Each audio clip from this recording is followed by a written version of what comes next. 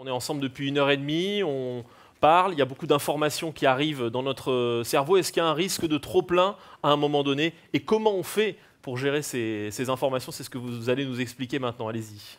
Bonjour à tous, merci de votre accueil. Oui, effectivement, votre cerveau il est déjà très fatigué, là. Ça fait 1h30 d'attention, donc de surcharge cognitive. C'est déjà beaucoup. C'est déjà, vous savez, on évalue à peu près à 20 minutes notre capacité en fait, d'attention. Donc on est effectivement dans un contexte de guerre attentionnelle. Je crois qu'on peut employer ce mot-là. C'est-à-dire que toute la journée, du soir au matin, on est perclus d'informations, de stimuli, de push, de notifications. Et donc, ce n'est pas sans effet sur notre cerveau. Le mot infobésité est rentré depuis peu dans le langage courant. Il est rentré dans le Larousse cette année. L'infobésité, c'est quoi? En fait, c'est l'excès d'informations que le cerveau n'arrive plus à traiter et qui commence à l'altérer, qui commence à le rendre un peu moins efficace et qui commence, évidemment, à nous faire un peu dysfonctionner. Alors, je vais vous expliquer très rapidement en fait, ce qui se passe dans votre cerveau quand vous êtes comme ça dans un contexte de surinformation. Et puis ensuite, le plus important, c'est qu'on va échanger, évidemment, et puis on va essayer de trouver des pistes pour s'en sortir, pour sortir un peu de cet asservissement que représente cette infobésité. Alors, dans un cerveau, qu'est-ce qui se passe quand on est comme ça, confronté du soir au matin à des stimuli? Il y a plusieurs petites choses neurobiologiques. La première chose, c'est que vous allez affoler vos circuits cérébraux. C'est-à-dire que vous allez sans cesse activer certaines parties du cerveau sans repos. Donc votre cortex préfrontal, là, ce qui vous sert à réfléchir, là, ici, il va très très vite être saturé. Et donc il ne va plus être en mesure de répondre à la profusion d'informations. Ensuite, en fonction de la nature des informations, si les informations sont jugées par votre cerveau comme assez anxiogènes, vous allez développer, vous allez activer ce qu'on appelle le circuit de la menace. Le circuit de la menace, c'est un circuit qui va vous faire produire du cortisol, l'hormone du stress. Et à un taux élevé durablement, le cortisol, qu'est-ce qu'il va faire? Il va attaquer vos cellules, et en particulier vos cellules nerveuses. Donc il va tuer vos neurones. Donc vous comprenez bien qu'être en état comme ça de surinformation anxiogène permanent, c'est extrêmement dangereux pour votre cerveau. Donc, qu'est-ce qu'on fait? La question fondamentale, c'est qu'est-ce qu'on fait par rapport à tout ça? La priorité, c'est de retrouver, en fait, son discernement, son libre arbitre, d'une certaine façon, arrêter de subir. Et pour arrêter de subir, il n'y a pas 36 solutions. Ça commence par soi, c'est-à-dire que dans ce rapport complexe entre l'émetteur, finalement, les médias, et le récepteur, c'est-à-dire nous, on a une co-construction à faire, ça c'est certain. On doit travailler ensemble, c'est le but de la journée. Et merci à France Info et aux Échos au passage pour cette initiative, parce que c'est absolument formidable de s'interroger ensemble sur son avenir. Mais avant cette co-construction, il y a vous. Il y a qu'est-ce que vous faites, vous, au quotidien, pour sortir de cette logique d'asservissement. Et alors, je vais vous citer 4 points clés qui me semblent, moi, très importants pour essayer de faire du bien à son cerveau et pour le rendre surtout plus performant, plus efficace. La première des choses, c'est qu'il faut arrêter de vouloir tout savoir. Ça, c'est une illusion. On se fatigue cérébralement, neuronalement, à vouloir tout savoir. Donc, il faut prioriser.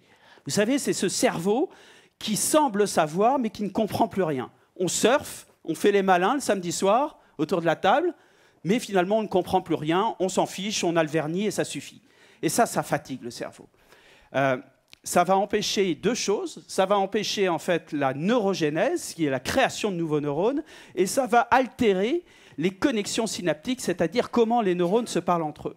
Donc, il faut absolument revenir à une espèce de sobriété heureuse neuronale, si vous voulez. C'est-à-dire qu'il faut revenir à un peu plus de raison. Et enfin, prioriser. On ne peut pas tout savoir, et c'est tant mieux.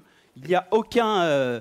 vous ne serez pas un surhomme et vous ne serez pas plus heureux si vous vous bercez dans cette illusion du tout savoir. Donc ça, c'est la première des choses. La deuxième chose, qui est très importante pour le cerveau, c'est de se mettre en mode positif. Vous connaissez les travaux de la psychologie positive qui ont commencé et qui se sont accélérés durant la deuxième moitié du XXe siècle. La psychologie positive, c'est pas oui-oui. Ce n'est pas le pays des bisounours. Les neurosciences, on a aujourd'hui assez de données pour valider un certain nombre de principes. Et notamment pour dire que quand vous êtes dans un biais positif, quand vous êtes dans un mode positif, vous modifiez votre cartographie neuronale. Donc c'est extrêmement important, et je veux dire presque d'une façon au départ même disciplinaire, de vous forcer à avoir ce biais positif sur les choses. Et dans la co-construction, moi que j'appelle de mes voeux, il y a évidemment une discussion à avoir avec les émetteurs et avec les médias sur ce meilleur rapport entre l'information positive, qui donne envie, et l'information peut-être plus négative, anxiogène. Il ne s'agit pas, évidemment, de dire que tout le monde est parfait, etc., et qu'il n'y a plus de drame sur la planète. Il s'agit peut-être de retrouver une juste mesure, de faire ce travail de distanciation. Je vais vous donner un exemple très concret. Les homicides. On a l'impression aujourd'hui qu'on vit dans un coupe-gorge permanent, alors que le nombre d'homicides depuis des décennies et des siècles a constamment été à la baisse. Donc on voit bien qu'entre le sentiment, dans ce cas d'espèce, le sentiment d'insécurité et la réalité, parfois il y a un gap. Et au niveau neuronal, on parle de réalité fictionnelle, c'est-à-dire que la réalité, elle n'existe pas pour le cerveau. Votre cerveau est plastique, il va se transformer tout le temps, tous les jours. Là, votre cerveau est en train de se transformer. Et donc, vous êtes toujours en réalité fictionnelle, c'est-à-dire que vous allez toujours réinterpréter la réalité. Vous allez la redessiner au hasard de vos rencontres, au hasard de ce que vous allez écouter, entendre, etc. Donc, ce biais positif, il est extrêmement important. Et puis, les deux dernières choses, qui encore une fois ne dépendent que de nous, c'est qu'il faut qu'on arrête avec cette logique de sachant. Nous sommes des sachants verticaux. Je suis dans un poste managérial, je vais t'expliquer la vie. Je suis professeur, je vais vous expliquer comment il faut faire. C'est fini ce monde. C'est fini. On est aujourd'hui dans un monde d'apprenants. Donc il faut restaurer cette capacité d'apprentissage. Et je suis heureux aujourd'hui, je suis même très heureux aujourd'hui qu'il y ait autant de jeunes, parce que ce message, il est avant tout pour vous. C'est essentiel pour le cerveau. Si vous surfez, si vous êtes toujours dans le multitasking, c'est-à-dire vous faites 36 choses en même temps. Moi, j'ai mes enfants qui sont ados, quand je les vois réviser, ils ont 3 écrans, ils ont 2 iPhones, etc. Puis accessoirement, parfois, il y a le bouquin quand même au milieu du bureau. C'est pas possible, le cerveau ne peut pas se concentrer. Bossez 10 fois moins, mais bossez bien quand vous bossez. Ce sera beaucoup plus efficace et vous aurez de meilleures notes. Donc, il faut, au niveau de notre rapport à notre cerveau, davantage se concentrer sur cette faculté d'apprentissage. Et puis le dernier point, qui est essentiel, c'est qu'il faut arrêter avec cette illusion que notre cerveau est tout puissant. Il faut s'en occuper de notre cerveau. Notre cerveau n'est pas corvéable à merci, ou sinon, tôt ou tard, il finit par vous le rappeler. Et quand il vous le rappelle, c'est plutôt plus tard que tôt. Donc, prenez un soin infini de votre cerveau. Alors, ça veut dire quoi, ça ? Ça veut dire quoi ? Ça veut dire qu'il faut réorganiser totalement ses journées de travail. Il faut les séquencer. Il faut investir sur son cerveau. Alors, investir son cerveau, c'est quoi ? C'est faire des exercices de respiration, de méditation, c'est faire du sport. Faire du sport modifie en grande partie le fonctionnement de votre cerveau, vous rend plus intelligent, même si parfois on peut en douter quand on voit quelques sportifs, mais c'est la réalité neuronale. Donc il faut absolument essayer de se reconstruire. En fait, vous savez, on a un peu démissionné en fait, sur notre cerveau. C'est-à-dire qu'on se dit oh, c'est beaucoup trop compliqué, on verra bien, pour l'instant ça marche, et puis le jour où ça ne marchera pas, de toute façon j'irai voir mes neuros, ou j'irai voir mes médecins, etc. Mais c'est une erreur absolue. Et je vais peut-être juste vous dire un mot beaucoup plus personnel. Je ne vous dis pas ça parce que c'est mon métier, etc. Je vous dis cela parce que moi, il y a 8 ans, j'ai eu une lésion au cerveau. Et donc, j'ai dû tout réapprendre. J'ai dû reconfigurer mon cerveau. Ça a pris des années. C'était un effort constant. J'ai enfin compris, en partie, un petit peu comment il fonctionnait. J'arrête de le martyriser et je m'en occupe. Mais alors, vous n'avez pas idée, je m'en occupe, mais comme si c'était mon 3e enfant. Et depuis, tout devient facile. Et depuis, j'en suis même arrivé à me dire, Dieu sait si ce n'était pas gagné d'avance, j'en suis même arrivé à me dire que je suis ravi d'avoir eu cette lésion au cerveau qui m'a laissé à terre pendant tant de temps. Donc, le message qui est fondamental par rapport à cette infobésité, c'est que vous devez absolument reprendre la main. vous avez un pouvoir, le pouvoir d'agir, le pouvoir d'écouter ou pas telle chaîne, telle radio, etc. Regardez, quand il se passe un événement tragique en France, il y a un effet hypnotique. Vous vous collez devant la télé et vous allez rester 5 heures, 6 heures, 8 heures devant la télé si vous n'avez pas d'autres obligations professionnelles. Parce que c'est hypnotisant. Et puis vous avez les bandeaux en bas à droite, etc., qui font que vous êtes placé dans les conditions pour ne plus vous descotcher de la télé. Et qu'est-ce que ça va faire, ça ? Ça va alimenter votre circuit de la menace.